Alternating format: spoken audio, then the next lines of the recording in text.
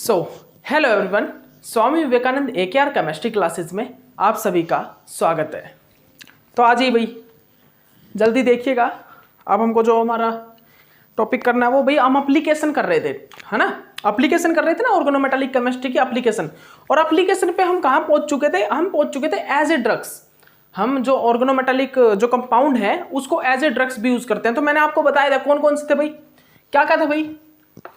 मैंने as a drugs क्या क्या बताया था आपको। एक तो बताया था अभी मैंने CP2 साइक्लो मतलब डाईसाइक्लो पेंटाडाइनाइल टाइटेनियम डाइक्लोराइड, ठीक है। सेकंड क्या था? सिस्प्लेटिन। सेकंड क्या था भाई? सिस्प्लेटिन था। एप्लीकेशन ऑफ ऑर्गेनोमेटालिक कंपाउंड में यही करवा रहा था ना आपको पिछले लेक्चर में, ठीक है। तो अब यहाँ पर देखिए हम एज ए ड्रग्स यूज करते हैं। ये क्या है भाई? सिस्प्लेटिन एंटी कैंसर ड्रग्स है। ये जो है ये साइक्लोपेंटाडाइनाइल जो डाइक्लोराइड है ना, ये भी this is anti cancer drugs. ये है भाई हमारे एंटी कैंसर ड्रग्स, जो कि क्या है? जो कि एक प्रकार से ऑर्गेनोमेटालिक कंपाउंड्स है। क्या? ऑर्गेनोमेटालिक कंपाउंड्स है ये, ठीक है। तो आप देखिए, आप अब देखिएगा, ये इसका स्ट्रक्चर तो पता होगा भाई आपको। इसका स्ट्रक्चर तो पता होगा, यही होता है ना, सेम इसका होता है, ठीक है। ओके, तो ये इनके स्ट्रक्चर होते हैं भाई। अब आपको मैं बता देता हूं, जो हमारा सिस्प्लेटिन था ना, सिस्प्लेटिन के कुछ एक डिसएडवांटेज भी थे। इसीलिए इसको मतलब कि इनकी लिमिटेशन थी ना जो सिस्प्लेटिन की, उसको मतलब कि इसकी एक मैं बोलूँ तो एक डेरिवेटिव, इसकी एक डेरिवेटिव फॉर्म बनाएगी, ठीक है। सिस्प्लेटिन की एक डेरिवेटिव भी बनाया गया, जिससे हमें क्या पता लगा कि वो उस डेरिवेटिव ने क्या किया, जो डिसएडवांटेज थे ना सिस्प्लेटिन के वो दूर कर दिए। डिसएडवांटेज क्या थे भाई? हम इसको एंटी कैंसर जो ड्रग्स होता है, एंटी कैंसर ड्रग्स इसको क्यों यूज करते हैं? क्योंकि जब हमारे कैंसर हो जाता है ना, तो ये जो हमारी कैंसर सेल्स होती हैं उनको डैमेज कर देता है ये जो सिस्प्लेटिन होता है। लेकिन वो कैंसर सेल्स के साथ कुछ एक और हमारी मतलब ये बेनिफिशियल जो हमारी सेल्स होती हैं बॉडी की, जैसे कि हेयर सेल्स हैं, उनको भी डैमेज कर रहा था, जिसके कारण हमारे हेयर लॉस हो रहे थे। इसी डिसएडवांटेज को दूर करने के लिए एक और प्लेटिन आया, उसका नाम था कार्बोप्लेटिन। मैं बता देता हूं, इसी जो डिसएडवांटेज को दूर करने के लिए एक और वो आया भाई, कार्बोप्लेटिन, जिसका नाम था कार्बोप्लेटिन की डिस्कवरी हुई। सिस्प्लेटिन के बाद जो डिस्कवरी हुई कार्बोप्लेटिन की, और एक था हमारे पास डाईसाइक्लोप्लेटिन। लीजिए आपको बना देते हैं, सभी के स्ट्रक्चर बनाएंगे, ठीक है। कब हुए भाई ये? इनकी डिस्कवरी कब हुई? और ये एक चीज बता देता हूं आपको, सिस्प्लेटिन तक ही आएगा, ये तो आपकी एक्स्ट्रा नॉलेज के लिए है। ये आपकी नॉलेज के लिए है कि जो सिस्प्लेटिन था उसकी डिसएडवांटेज थी उसकी कुछ, फिर उसके बाद हमारा जो कार्बोप्लेटिन आया था। इसमें मेरा प्रोजेक्ट था, ये मेरा प्रोजेक्ट था मास्टर में, क्योंकि हमको प्रोजेक्ट भी तो करने होते थे ना, हमको प्रोजेक्ट भी करने होते थे साथ के साथ, ठीक है। तो भाई ये मैं आपको बताऊं रियलिटी, तो सिस्प्लेटिन की डिसएडवांटेज को दूर करने के लिए कार्बोप्लेटिन आया। अब कार्बोप्लेटिन कैसा था भाई? लीजिए ये कार्बोप्लेटिन बना लीजिएगा।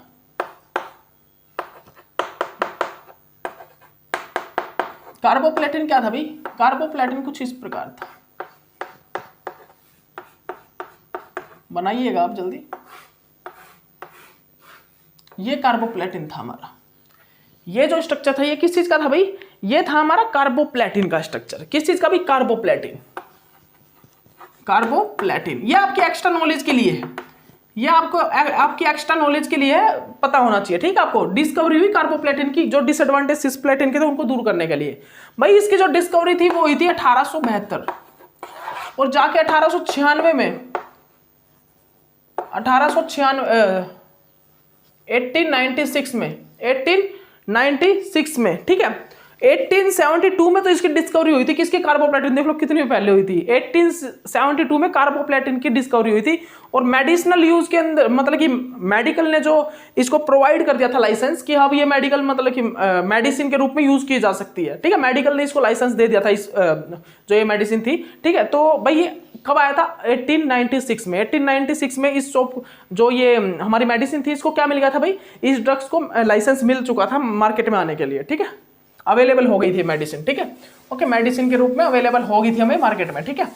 ओके, मतलब कि मेडिकल जो हमारी जैसे कि कमेटी होती है, मेडिकल कमेटी, उसने इसको अथॉरिटी दे दी थी कि अब हम इसको मतलब कि बायोलॉजिकली मेडिसिन के रूप में हम इसको मार्केट में ऑथोराइज मतलब कि मार्केटिंग कर सकते हैं इस मेडिसिन के, ठीक है। ओके, तो उसके बाद देखिए एक था भाई डाइसाइक्लोपेंटिन। अब डाइसाइक्लोप्लेटिन भी, पेंटिन नहीं, डाइसाइक्लोप्लेटिन भी यूज किया गया। जो डाइसाइक्लोप्लेटिन था उसमें क्या था भाई, वो भी सिंपल सा था, उसमें कोई ज्यादा बड़ी इतनी कहानी नहीं थी, वो भी बिल्कुल इस टाइप से था, इसी टाइप से था वो भी। डाइसाइक्लो जो पेंटिन था ना वो भी कुछ इसी प्रकार था।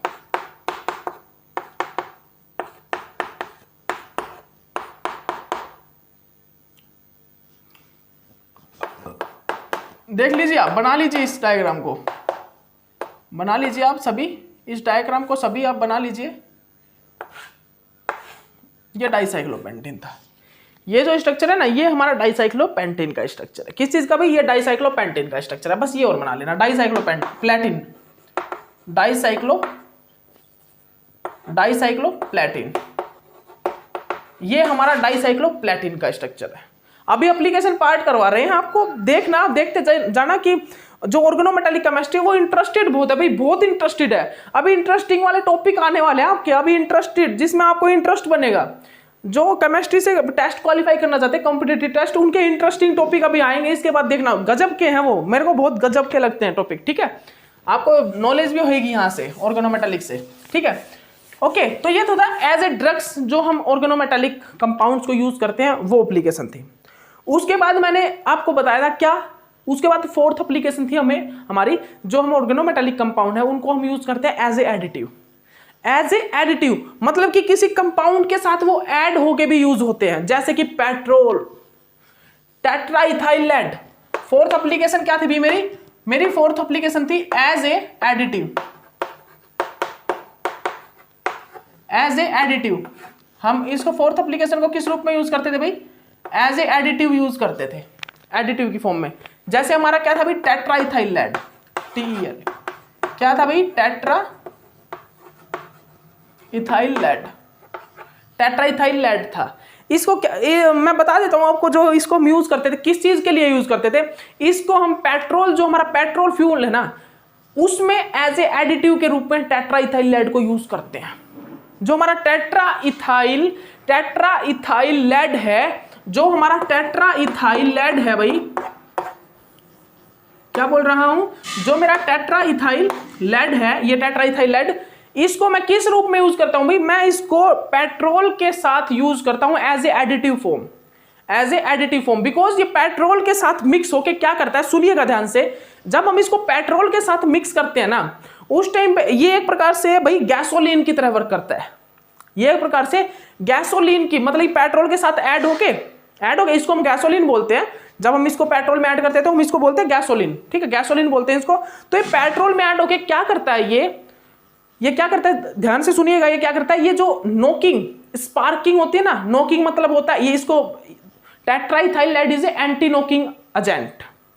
टेट्राइथाइल लेड जो होता है वो एंटी नोकिंग एजेंट होता है, ठीक है। लेकिन आपको नोकिंग का मतलब समझना पड़ेगा। What is the knocking? Knocking का मतलब होता है स्पार्किंग। नोकिंग मींस पेट्रोल के अंदर कंबस्टन जो इंजन होता है उनके अंदर स्पार्किंग करना। पेट्रोल जो होता है, जो हमारा कंबस्टन इंजन होता है ना, उसके अंदर पेट्रोल जाता है और स्पार्किंग करवाता है, ठीक है। वो इस प्रकार चलता है, वो इस प्रकार चलता है जब इंजन हमारा, आपको पता होगा, इस प्रकार इंजन चलता है जब ऊपर नीचे, ठीक है। तो इसमें जब ये चलता है ना इस प्रकार, तो पेट्रोल क्या करता है, स्पार्किंग देता है, स्पार्किंग, ठीक है, नोकिंग होता है। तो भाई पेट्रोल अगर स्पार्किंग बहुत ज्यादा हो गई, स्पार्किंग बहुत ज्यादा होगी तो भाई खतरे बढ़ जाते हैं। भाई खतरे बढ़ेंगे, सीधी सी बात है, बर्न हो जाए कुछ, मतलब कि आग वगैरह लग जाए, खतरे बढ़ जाते हैं। अगर स्पार्किंग ज्यादा होगी तो इंजन, मतलब इंजन डैमेज हो सकता है, ठीक है। तो ये क्या करता है, जो हमारा टेट्राइथाइल लेड है, ये एज ए गैसोलीन के रूप में, मतलब कि हमारा पेट्रोल के साथ मिक्स होके ये क्या करेगा, जो नोकिंग, जो स्पार्किंग होगी ना, स्पार्किंग, उसके रेट को डिक्रीज कर देगा, जो हमारा नोकिंग होगा। इसीलिए तो इसको बोला हमने, this is anti knocking agent. ये एंटी नोकिंग एजेंट किस लिए? बिकॉज ये जो नोकिंग होती है ना, बहुत ज्यादा स्पार्किंग होती है इंजन के अंदर, उसको कम कर देता है टेट्राइथाइल लेड। ये मैं आपको डीपली बता रहा हूं, लेकिन आपको मिलेगी नहीं ये चीजें आपको मिलेगी नहीं, आपको मैं बता रहा हूं। ये क्या करता है, ये उस पेट्रोल के अंदर जा, मतलब पेट्रोल के साथ मिक्स होके और इंजन में जो नोकिंग होती है, स्पार्किंग, उसको डिक्रीज कर देता है। इसीलिए इसको बोलते हैं हम anti knocking agent. Anti knocking agent raising by raising temperature and pressure. बता रहा हूं मैं आपको, सुन लेना। ये क्या करता है भाई, ये जो नॉकिंग होती है, जो स्पार्किंग होती है हमारे कंबस्टन इंजन के अंदर, उसको डिक्रीज कर देता है। और क्या, और उसके अलावा क्या करता है ये, octane rating by raising of temperature and pressure. Octane की जो रेटिंग होती है पेट्रोल में क्या होता है, ऑक्टेन रेटिंग होती है। जितना ज्यादा ऑक्टेन मिलेगा ना पेट्रोल में, उतना ही ज्यादा प्योरीफाई पेट्रोल पाया जाएगा। जितना ज्यादा ऑक्टेन मिलेगा उतना ज्यादा प्योरीफाई पेट्रोल मिलेगा। तो याद रखना, ये क्या करता है टेट्राइथाइलाइड जो गैसोलीन होता है, वो ऑक्टेन रेटिंग को इंक्रीज करता है by raising temperature and pressure. Temperature और प्रेशर के इंक्रीज होने के साथ ये ऑक्टेन रेटिंग को पेट्रोल के अंदर इंक्रीज कर देता है। ठीक है, और क्या करता है, ये जो नॉकिंग होती है, जो स्पार्किंग होती है, उसको डिक्रीज कर देता है। समझ में आ गया आपको। तो अगर आपसे पूछा जाए कि टेट्राइथाइलाइड एज एडिटिव यूज होता है, तो आपको मैं बता देता हूं, टेट्राइथाइलाइड को हम एज ए गैसोलीन हम एडिटिव के रूप में यूज करते हैं पेट्रोल के साथ, जो कि ऑक्टेन रेटिंग को इंक्रीज करता है by raising temperature and pressure. ठीक है, और ये this is a anti knocking agent. ये एक एंटी नॉकिंग एजेंट होता है। ठीक है, ये एक एंटी नॉकिंग एजेंट होता है। वैसे आपको बस सिर्फ यही मिलेगा आपको कि एक ऑर्गेनोमेटालिक कंपाउंड होता है भाई, और वो ना एंटी नॉकिंग एजेंट होता है और एज एडिटिव के रूप में यूज होता है। लेकिन इतना डीपली कोई नहीं बताएगा जितना मैंने बता दिया आपको। टेट्राइथाइलाइड मान लीजिए भाई यूज नहीं है, लेकिन मेरा मानना ये है कि आपको नॉलेज होना ज़्यादा जरूरी है। हर एक चीज के बारे में आपको नॉलेज होना जरूरी है। केमिस्ट्री पढ़ रहे हो तो भाई जरूरी है नॉलेज होना। ठीक है, ओके। तो TeL, अब आपसे कोई टेट्राइथाइलाइड के बारे में पूछे तो आप फटाफट बता दोगे कि टेट्राइथाइलाइड भाई पेट्रोल के अंदर एज एडिटिव एजेंट के रूप में यूज होता है, गैसोलीन के रूप में। ठीक है, और वो क्या करता है, ऑक्टेन रेटिंग को इंक्रीज करता है, प्योरीफाई करता है और ज्यादा पेट्रोल को। ठीक है, by raising temperature and pressure. और क्या होता है भाई टेट्राइथाइलाइड का यूज, ये एंटी नॉकिंग एजेंट होता है, ये स्पार्किंग को रोकता है। ठीक है, कंबस्टन इंजन के अंदर। ओके, अब देखिएगा हमारा एप्लीकेशन पार्ट हो चुका है complete.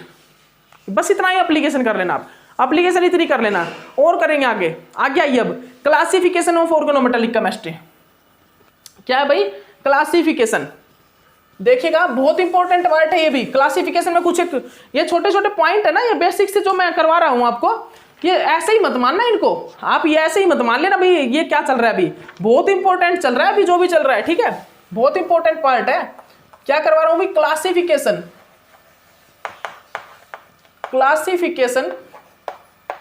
Classification of organometallic compound. अब हम जो करेंगे वो क्या करेंगे भाई, क्लासिफिकेशन ऑफ ऑर्गेनोमेटालिक कंपाउंड। क्या करेंगे भाई, क्लासिफिकेशन ऑफ ऑर्गेनोमेटालिक कंपाउंड। ठीक है, तो सबसे पहले आप लिखिएगा, जो सबसे पहले हम देखेंगे वो करेंगे भाई मेन ग्रुप जो हमारे मेटल होते हैं उनके जो ऑर्गेनोमेटालिक कंपाउंड होंगे वो कैसे होंगे। ठीक है, मेन ग्रुप ऑर्गेनोमेटालिक कंपाउंड तो भाई कौन कौन से हो सकते हैं आपको पता है, RMgX Grignard reagent main group का है। मैग्नीशियम किसका है भाई, ग्रिग्नार्ड रिएजेंट। मैग्नीशियम किसका है, कौन सा मेटल है ये S ब्लॉक का है, S ब्लॉक का। ये किसका है भाई, ये है S ब्लॉक का। ठीक है, मैग्नीशियम याद रखिएगा किस चीज का है ये किस चीज का भाई, मैग्नीशियम का है। ठीक है, मैग्नीशियम किसका है, S ब्लॉक का। ठीक है, उसके बाद और क्या भाई, RLI लिथियम किसका है, S ब्लॉक का है, मेन ग्रुप का ही तो है। लिथियम किसका, मेन ग्रुप का ही RLI। ठीक है, उसके बाद क्या भाई, crocodile oxide AS crocodile oxide, इसको बोल देना भाई कोकोडाइल ऑक्साइड बोलते हैं इसको, कोकोडाइल ऑक्साइड।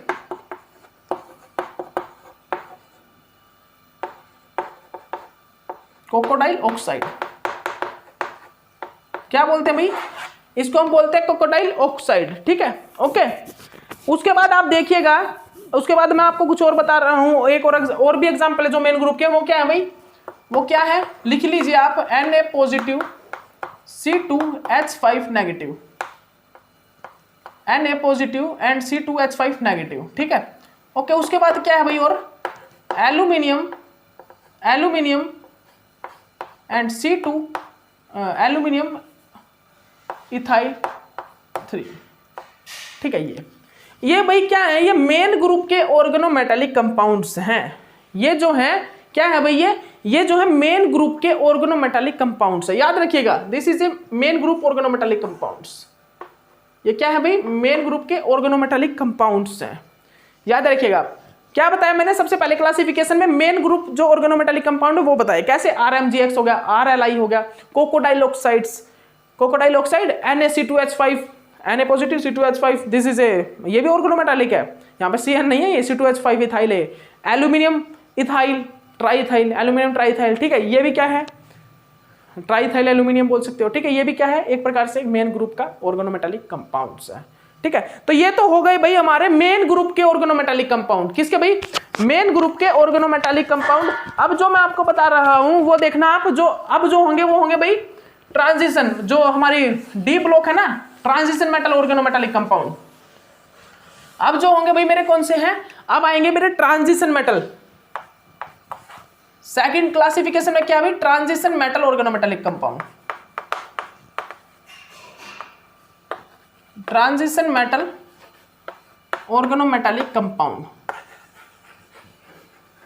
जो हमारे ट्रांजिशन मेटल ऑर्गेनोमेटालिक कंपाउंड है, जो हमारे ट्रांजिशन मेटल ऑर्गेनोमेटालिक कंपाउंड भाई वो कैसे, वो कौन से होते हैं, मैंने बताया हुआ है भाई, वो भी आपको बताया हुआ है मैंने, ट्रांजिशन मेटल वाले भी कौन से है भाई, एक तो हमारा विल्किंसन कैटलिस्ट ही है, Wilkinson catalyst RH PPH3 thrice Cl, Gilman reagent RCU R2CuLi, Gilman reagent, this is a Wilkinson catalyst R2CuLi, ये भी एक प्रकार से मतलब विल्किंसन कैटलिस्ट है, विल्किंसन कैटलिस्ट ही ऑर्गेनोमेटालिक कंपाउंड है, ठीक है, this is a Wilkinson catalyst, क्या है, ऑर्गेनोमेटालिक कंपाउंड, क्यों है बता चुका हूं, हाइड्रोजनेशन टाइम होता है ट्रांजिशन स्टेट में कार्बन के साथ डायरेक्ट अटैच, ठीक है। गिलमान रिएजेंट देख लीजिए, मेटल जो है डायरेक्टली अटैच है किसके साथ, मेटल मतलब कि हाइड्रोकार्बन या ऑर्गेनिक पार्ट के साथ, ऑर्गेनिक पार्ट मतलब कार्बन के साथ डायरेक्ट अटैच है, ठीक है। उसके बाद भाई जैसिस साल्ट,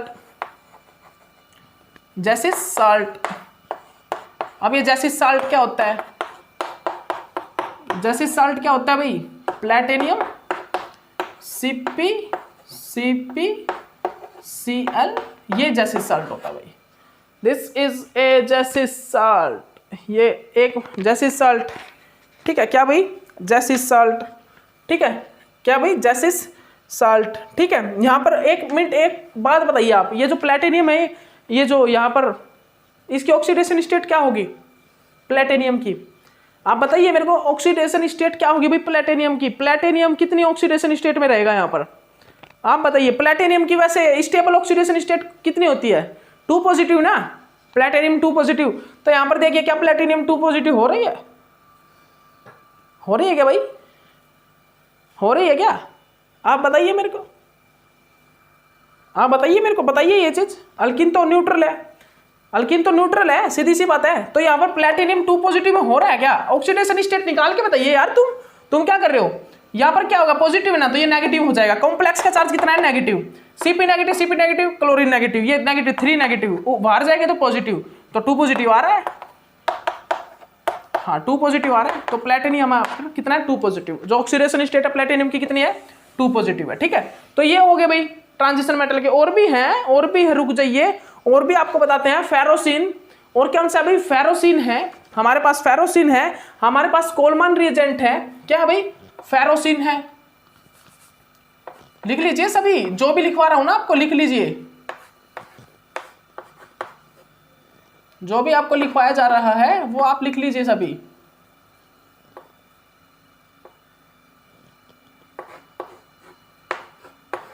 फेरोसिन, क्या भाई ये फेरोसिन,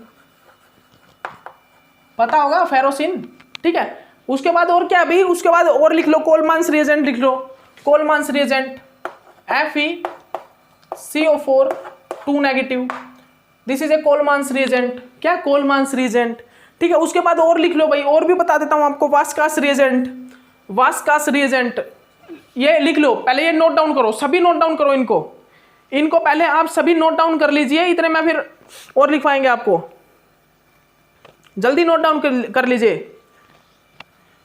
एक और लिख लीजिए, स्वार्ट्ज रिएजेंट, स्वार्ट्ज, क्या भाई, स्वार्ट्ज रिएजेंट, ये भी ऑर्गेनोमेटालिक कंपाउंड है एक प्रकार से, और स्वार्ट्ज रिएजेंट में जो वो होता है हमारा मेटल कौन सा होता है, स्वार्ट्ज रिएजेंट में जो मेटल होता है वो ट्रांजिशन मेटल होता है, Zr Cl Cl Cl। और स्वार्ट्ज रिएजेंट में जो ये लास्ट यूज होता है भाई, ये क्या होता है स्वार्ट्ज, हाँ हाइड्रोजन। इसमें ये मैं आपको बताऊंगा स्वार्ट्ज रिएजेंट एक जगह पे यूज होता है। स्वार्ट्ज जो ये रिएजेंट है इसका यूज है एक जगह पे, गजब का यूज है, मैं आपको दिखाऊंगा। अभी नहीं, अभी आपको जब आएगा हमारा इस स्वार्ट्ज रिएजेंट का यूज आएगा ऑर्गेनोमेटालिक में, उस टाइम आपको बताएंगे।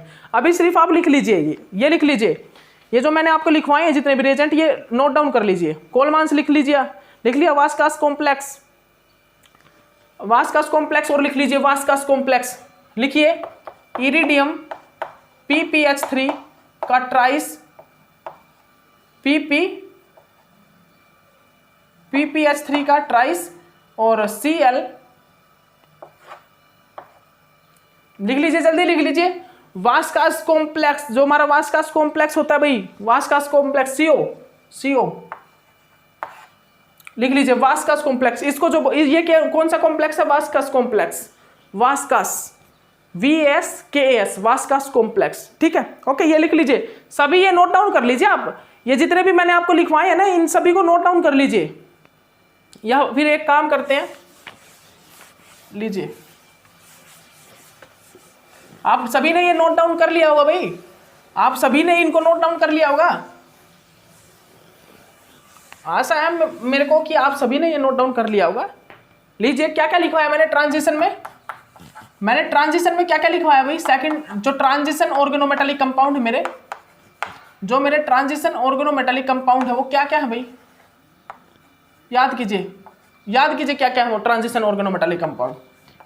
सबसे पहला कौन सा था भाई, मैंने क्या लिखवाया आपको, विल्किंसन कैटलिस्ट, ठीक है। क्या था वो, RH PPH3 का ट्राइस Cl। उसके बाद मैंने आपको क्या लिखवाया भाई, जल्दी बताइए। विल्किंसन कैटलिस्ट था, फिर क्या था, गिलमान रिएजेंट R2Cu Li, गिलमान रिएजेंट, ठीक है। उसके बाद क्या लिखवाया अभी मैंने, उसके बाद मैंने क्या लिखवाया, उसके बाद मैंने लिखवाया भी एक वास्कास कॉम्प्लेक्स था, स्वार्ट्ज रिएजेंट था, स्वार्ट्ज रिएजेंट, ये स्वार्ट्ज SWARTZ स्वार्ट्ज रिएजेंट, ठीक है ओके। उसके बाद मैंने क्या लिखवाया आपको, कोलमांस रिएजेंट FeCO4 2 नेगेटिव, कोलमांस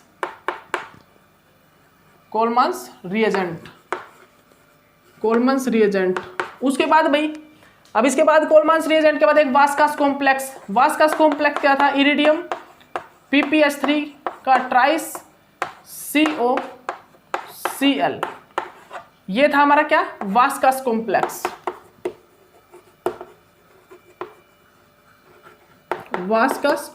ये हमारा था भी वास्कास कॉम्प्लेक्स था।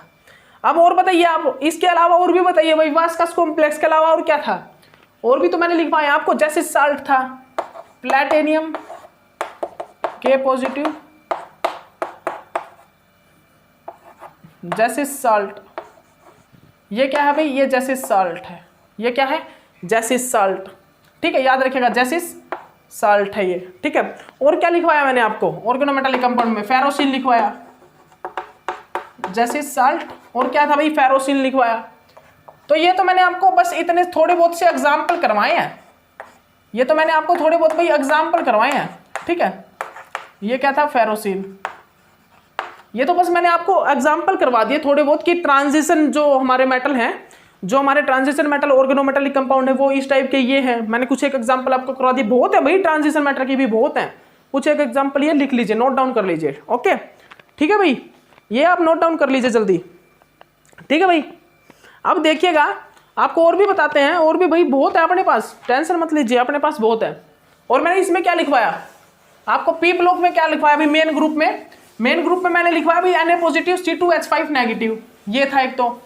और क्या था भाई, RLi RMgX, ठीक है, RLi RMgX, ठीक है। और क्या था, Na पॉजिटिव C2H5 नेगेटिव। और क्या था भाई, एल्यूमिनियम इथाइल, मतलब ट्राई इथाइल एल्यूमिनियम। ये क्या है, ये एक प्रकार से ऑर्गेनोमेटालिक कंपाउंड है, किसके, मेन ग्रुप के।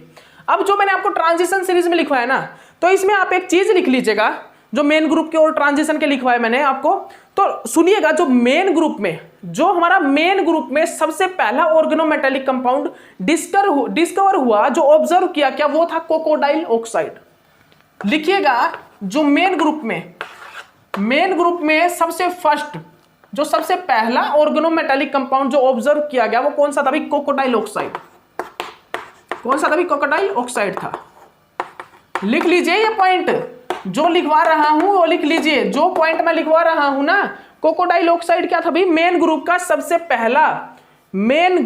सबसे पहला एक ऐसा रिएजेंट था, मतलब कि ऑर्गेनोमेटालिक कंपाउंड था, या फिर एक ऐसा रिएजेंट था जो कि सबसे पहला ऑर्गेनोमेटालिक कंपाउंड था किसका, मेन ग्रुप का। Crocodile oxide is a firstly observed organometallic compound of main group chemistry. जो हमारी मेन ग्रुप केमिस्ट्री है उसमें से मेन ग्रुप एलिमेंट है, पीरियोडिक एलिमेंट, उनमें से सबसे पहला ऑर्गेनोमेटालिक जो कंपाउंड है ना, मेन ग्रुप जो मेटल के, मेन ग्रुप मेटल का जो सबसे पहला ऑर्गेनोमेटालिक कंपाउंड वो कौन सा है, क्रोकोडाइल ऑक्साइड। लिख लीजिए, क्रोकोडाइल ऑक्साइड है, लिख लीजिए इस चीज को।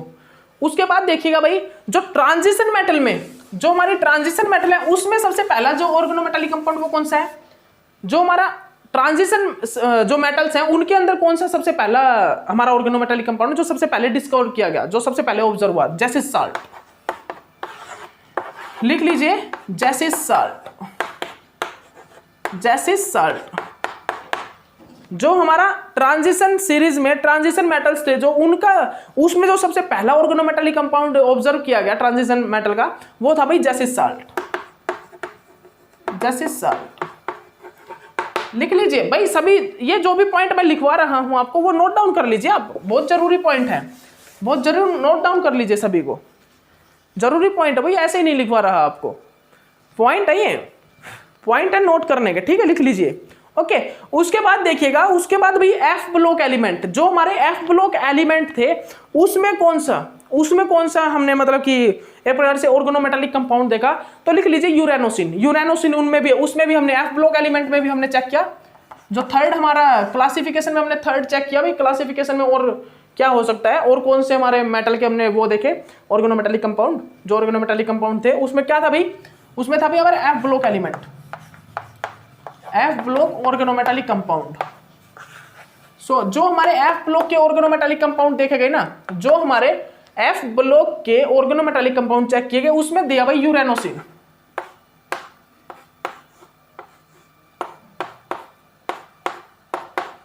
अब आपको इसके बारे में भी एक चीज बताते हैं, अब सुनिएगा, जो यूरेनोसिन है ना, जो यूरेनियम है ना, लार्ज साइज है, ये जो हमारा यूरेनियम है भाई वो है लार्ज साइज, वो क्या है भाई, वो है भाई लार्ज साइज का, जो हमारा यूरेनियम है वो है भाई लार्ज साइज्ड, जो हमारा यूरेनियम है वो क्या है भाई, वो है लार्ज साइज का यूरेनियम। याद रखिएगा इस चीज को जो मैं बता रहा हूं आपको, जो हमारा यूरेनियम है वो है लार्ज साइज, तो वो जो अपने साथ कनेक्ट रखता है ना जो लिगेंड, वो लार्ज साइज के ही रखता है, इसीलिए यहां पर जो लार्ज रिंग है ये क्या है भाई, साइक्लो ओक्टा टेट्राइन, ये क्या है भाई, साइक्लो ओक्टा टेट्राइन है, ये क्या है भाई, ये है हमारा साइक्लो ओक्टा टेट्राइन, ये जो रिंग है, ये वाली रिंग। तो जो ये यूरेनियम है ना, ये लार्ज साइज का मेटल है एफ ब्लॉक का, ठीक है, तो ये लार्ज साइज की जो रिंग होती है ना उसको ही अपने साथ कनेक्ट रखता है। जो यूरेनियम है ये लार्ज साइज मेटल है, एक प्रकार से एफ ब्लॉक है ना भाई, एफ ब्लॉक का लार्ज साइज मेटल है, तो ये लार्ज साइज के लिगेंड को ही अपने साथ कनेक्ट रखता है, जैसे कि साइक्लो ओक्टा टेट्राइन, भाई बहुत बड़ी रिंग है, बड़ी रिंग है, इतनी बड़ी नहीं, बड़ी रिंग है साइक्लो ओक्टा टेट्राइन, 6 मेंबर 7 मेंबर से तो बड़ी है भाई, ठीक है, तो लार्ज जो लिगेंड हो गया ना उनको अपने साथ कनेक्ट रखेगा। क्या है भाई, ये यूरेनोसिन, ठीक है।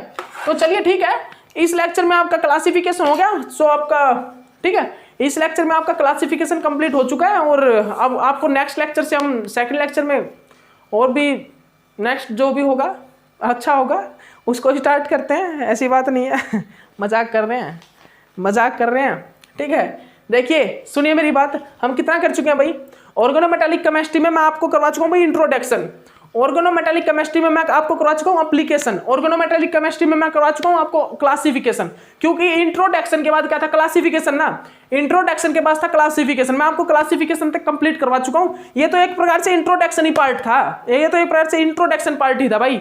अब जो पार्ट आने वाला है, अब जो पार्ट आने वाला है वो मोस्ट इंपॉर्टेंट पार्ट स्टार्ट होने वाला है। लेकिन इस पार्ट में भी जो मैंने आपको चीजें बताई हैं वो भाई नॉर्मल नहीं है, उनसे भी क्वेश्चन आ जाता है डायरेक्ट, वहां से भी आपको डायरेक्ट क्वेश्चन पूछा जा सकता है। लेकिन अब जो क्वेश्चन आने वाले हैं वो है हेप्टासिटी, डेंटासिटी। अब जो नेक्स्ट लेक्चर हमारा होगा वो हेप्टासिटी से स्टार्ट होगा, जो मैंने आपका जो थर्ड पॉइंट था हेप्टासिटी एंड डेंटासिटी। अब वहां से आपके पार्ट मतलब आप वहां से आपके जो भी क्वेश्चन होंगे, जो भी टॉपिक होगा, अब वहां से स्टार्ट होगा हेप्टासिटी एंड डेंटासिटी। ठीक है, यहां तक तो हमने भाई आराम से करवा दिया, आपको कोई दिक्कत नहीं। इंट्रोडक्शन था, क्लासिफिकेशन था, लेकिन अब जो आपकी चीज आने वाली है वो है समझने वाली। वो मतलब कि आपको माइंड लड़ाने पड़ेंगे, उसमें इजी भी बहुत है, बहुत ही इजी क्वेश्चंस आएंगे। आपको ये लगेगा कि अभी इतना आसान, ठीक है, डेंटिसिटी हेप्टेसिटी आप दोनों किया हुआ है, अभी तो बहुत इजी आएंगे। और हमने ऑर्गेनोमेटालिक केमिस्ट्री को इतना इजी बनाया ना, रिएक्शन मैकेनिज्म को छोड़ के, रिएक्शन मैकेनिज्म में भी हमने टेबल बनाई है ऐसी ऐसी जो आपको जल्दी याद हो जाएगा जहां से, ठीक है। लेकिन वहां पे थोड़ा सा आपको माइंड का यूज करना पड़ेगा रिएक्शन मैकेनिज्म्स में। लेकिन उससे पहले जो 2-2 नंबर के क्वेश्चन आते हैं, 4 के भी आते हैं, मेटल मेटल बॉन्ड, इतनी आसानी से मतलब कि हमने एक टेबल्स बनाई है वहां पे, इतने आसानी टेबल है वहां पर, मतलब कि इतने शॉर्ट ट्रिक हैं जिनको आप करते आपका मतलब बेड़ा पार है।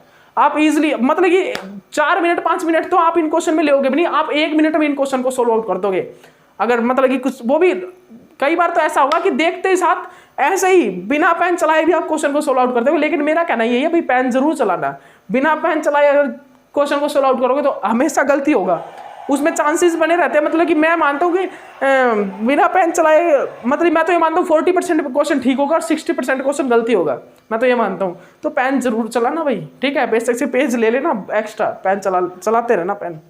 तो चलिए ठीक है, नेक्स्ट लेक्चर में आपको मिलते हैं हम, और नेक्स्ट लेक्चर से आपको स्टार्ट करवाते हैं ऑर्गेनोमेटालिक केमिस्ट्री का सेकंड लेक्चर। सेकंड तो ये था, थर्ड लेक्चर में आएगा अब हमारा हेप्टेसिटी और डेंटिसिटी वाला टॉपिक। ओके, तो चलिए ठीक है, ओके बाय।